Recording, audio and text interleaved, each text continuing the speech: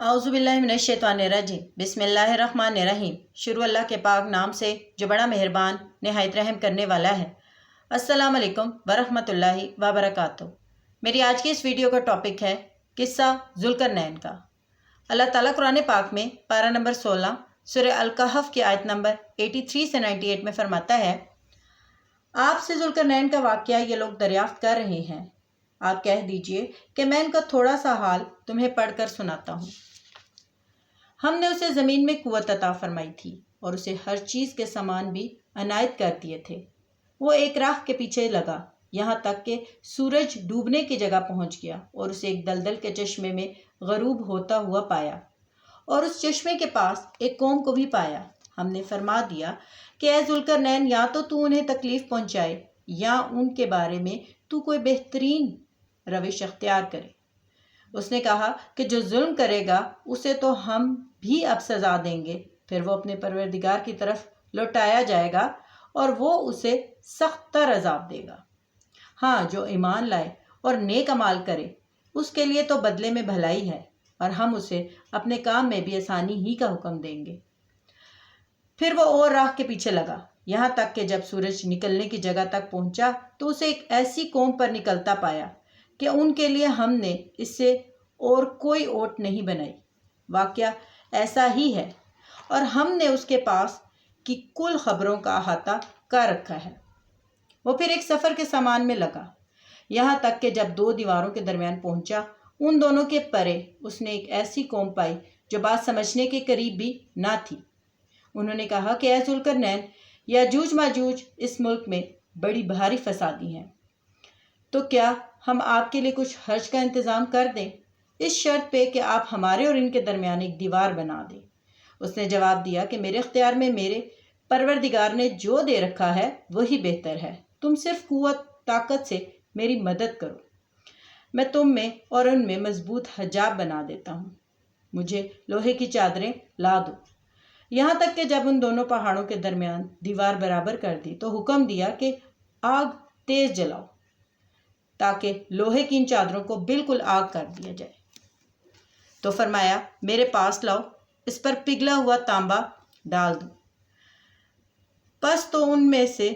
اس دیوار کے اوپر چڑھنے کی طاقت نہ تھی اور نہ اس میں کوئی سوراخ کر سکتے تھے۔ کہا یہ صرف میرے رب کی مہربانی ہے، ہاں جب میرے رب کا وعدہ آئے گا تو اسے زمین بوس کر دے گا، بے شک میرے رب کا وعدہ سچا اور حق ہے۔ یہاں پر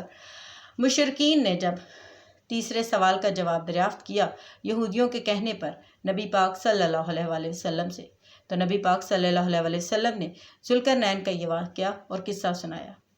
ان کے بارے میں بتایا کہ ذوالقرنین کا مطلب ہے دو کے لفظی معنی ہے دو سینگوں والا، اور یہ کہ وہ مشرق سے مغرب تک کا انہوں نے فتوحات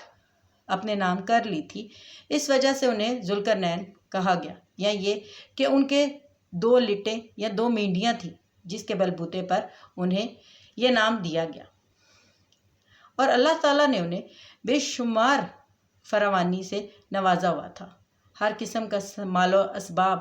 ہر چیز عنایت کی ہوئی تھی انہیں، اور وہ ایک ایسے حکمران تھے جن کو اللہ تعالیٰ کی سرپرستی میں بہت ساری فتوحات نصیب ہوئی، یہاں تک کہ مشرق اور مغرب کے درمیان میں جو ملک تھے وہ انہوں نے اللہ کے نام پر فتح کیے اور آزاد کیے۔ اسی طرح وہ سورج کے طلوع ہونے اور سورج کے غروب ہونے والی جگہوں تک بھی پہنچ گئے، یہاں تک کہ جب ایک آخری قوم کے پاس پہنچے تو انہوں نے کہا کہ یہاں پر یاجوج ماجوج ہیں جو کہ بہت بڑے فسادی ہیں اور ان کی وجہ سے ہم بہت پریشان ہیں، اور یہ کہ ان کے اور ہمارے درمیان ایک دیوار کھڑی کر دیں، اس شرط پہ ہم آپ کو مال و اسباب مہیا کرتے ہیں۔ تو ذوالقرنین نے کہا کہ میرے پاس جو ہے میرے رب کی طرف سے وہ کافی ہے، اور مجھے صرف میری مدد کرو طاقت میں، یعنی تعمیراتی کاموں میں، اور جو وہاں پر مزدوروں والا کام کر رہے تھے ان کی ضرورت تھی۔ تو انہوں نے لوہے کی دیواروں کو جلا کر بالکل آگ کر دیا۔ پھر ذوالقرنین نے اس کے اوپر تانبا پگھلا ہوا ڈالا اور اس کو دو پہاڑوں کے درمیان بالکل برابر کر دیا، تاکہ یاجوج ماجوج میں اتنی طاقت اور سکت نہیں تھی کہ وہ یا تو اس کو پھلانگ سکے یا اس میں سوراخ کر سکے۔ لیکن ذوالقرنین نے یہ بھی کہا کہ جب میرے رب کا حکم ہوگا، یہاں پر اس بات کا غور کریں کہ جب اللہ کا حکم ہوگا، یعنی ابھی اگر وہ دیوار کے پرے ہیں یا ان کے اور